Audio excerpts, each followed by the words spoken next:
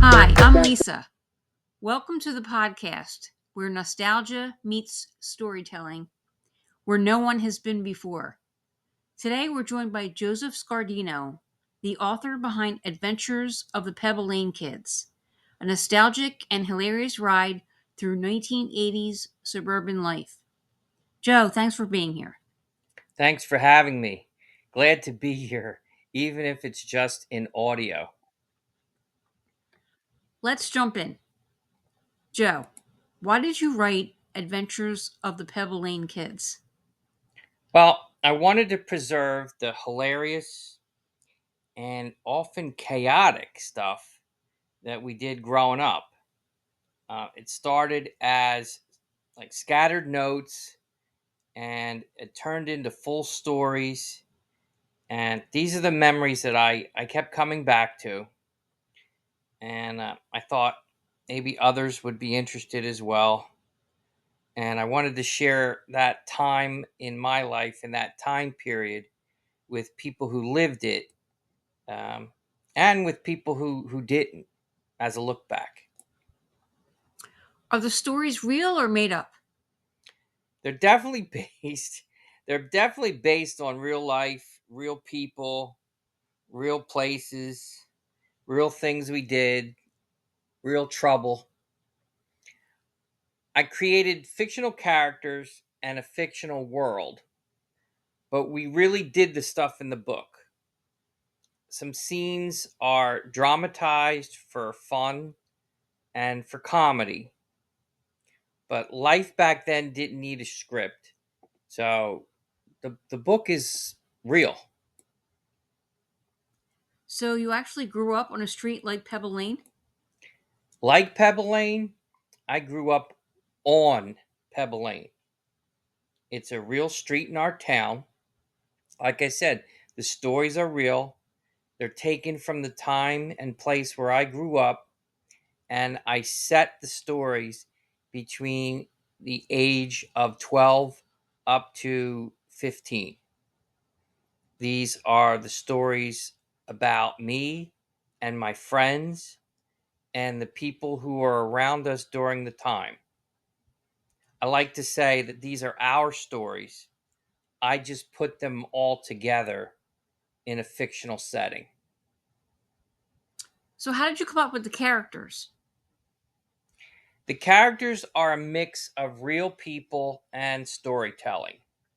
Some are based on close friends, some on kids from school, and all of them are composites of multiple people.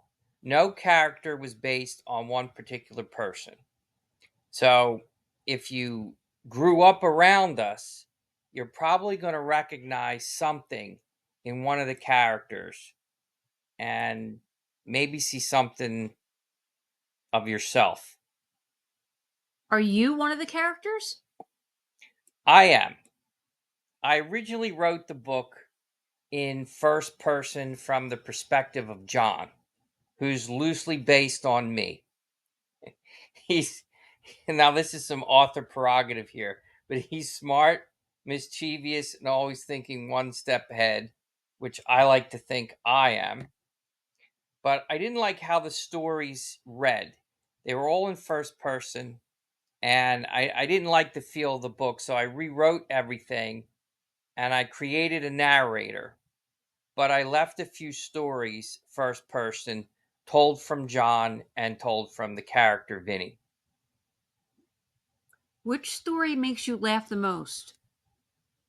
Probably the one with the sleepover. And I don't really want to give anything away on why the sleepover because it's funny and there are other elements in that story. And the bike jump has a lot of comedy. Um, it's hard to choose. They all have a mix of comedy and chaos. And again, based on actual events that really happened, like growing up, itself. And Vinny is my favorite character. He's the best of many people. So stories with a focus on Vinny are really my favorite. Okay. So was there a real Maria or Gina? Maria and Gina are combinations of two groups of girls that we grew up with. The girls that possibly liked us and wanted to be around us, and the girls who we didn't have the courage to speak with. And there were many for me.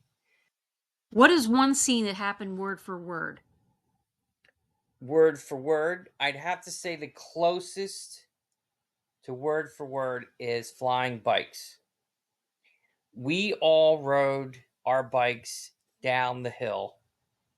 We all rode our bikes off the street, up a driveway, and jumped a ramp that we made. And our neighbor next door, where we had the ramp, always told our parents things that we were doing in the street. She was a wonderful lady and a big part of Pebble Lane history. So I think that story is the closest to being exactly how it happened back in the day. What was your favorite part about growing up in the 80s? Our freedom. There were no cell phones, there was no GPS. You left your house on your bike and you didn't come back until dinner time. We had to entertain ourselves. We had to find our own fun. We had to make our own fun. And that was the best part of growing up. And that's where the best stories come from. And that's why I like to say, how special the book is because it's real. Was there a dad that died who you wrote about? Yes, mine. And several other parents of multiple kids in my neighborhood. Too many of us lost parents that were young. And when you combine that with a couple divorces, it grows the list of children who may have looked like we had it easy, but none of us did. And those stories are a tribute to all those parents and all the kids that were going through similar things as I was, all during our time growing up and even through high school. What did your mom say when she read the book? Yeah. My mom said the same thing a few other people did. Reading Pebble Lane Kids brought her back her own memories of the time period. And she laughed and she cried reading the book. Is this book just for people from your area? No, not at all. My neighborhood in South Jersey inspired it, but it's universal. If you grew up in the 80s, suburbs, I don't know, small town, city, small city, even a large city with neighborhoods, I think this will feel familiar to you. The book isn't really about a place, it's about a time and the spirit of that time. If someone's never heard of Pebble Lane, why should they read your book? Because Pebble Lane could have been their street, your street.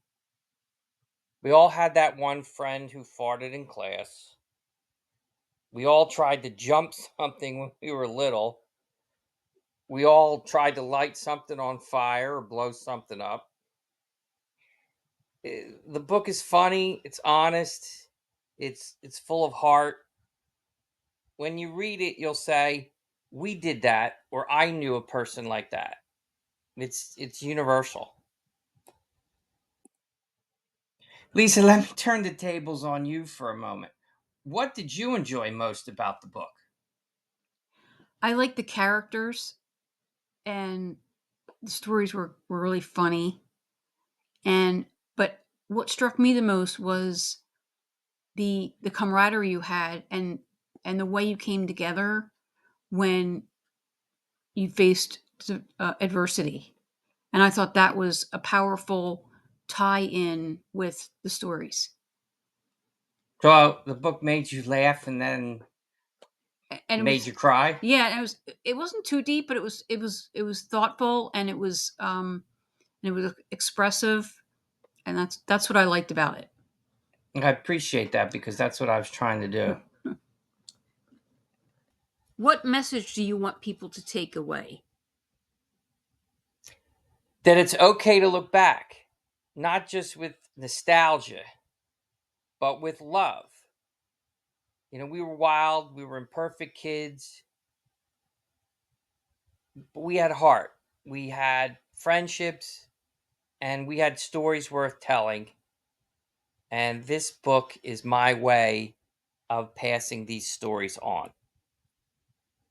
Thank you for sharing the book with us and for being here with me to talk about how it all came about. For more information about the July 9th launch of the book, go to pebbleLaneKids.com. Goodbye.